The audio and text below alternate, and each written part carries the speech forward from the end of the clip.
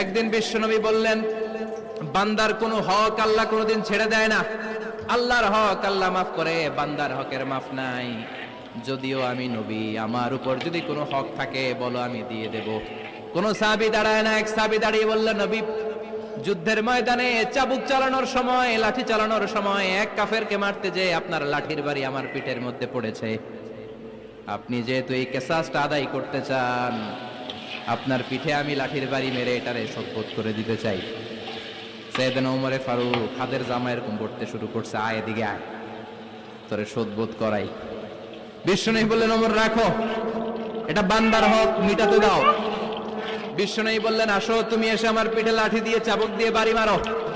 সাহাবী বলে, ও নবী, তখন দুর্ভিক্ষের সময়ের যুদ্ধ ছিল, আমাদের গায়ে জামা ছিল না। যখন আপনি আমার চাবুকটা পিঠের মধ্যে মেরেছেন, আমার পিঠে তখন জামা ছিল না। আপনি যদি যথা নিয়মে কিসাসটা আদায় করতে চান, আপনার জামাটা খুলেন, খালি পিঠের মধ্যে বাড়িটা মার। এবার আর ওমরে ফারুককে ধরে কে?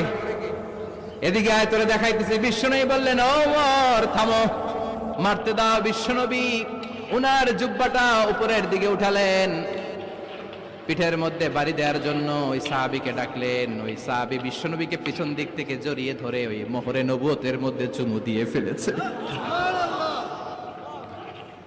সাহাবী বললেন, নবী গো, এই নাটক করার জন্য আপনি আমারে মাফ করে দিয়েন। আপনি বিশ্বনবী, উদম গায়ে আপনারে দেখা যায় না, খালি গায়ে আপনারে দেখা যায় না। শুনেছি আপনার পিঠের মধ্যে মোহরে নবুয়ত আছে।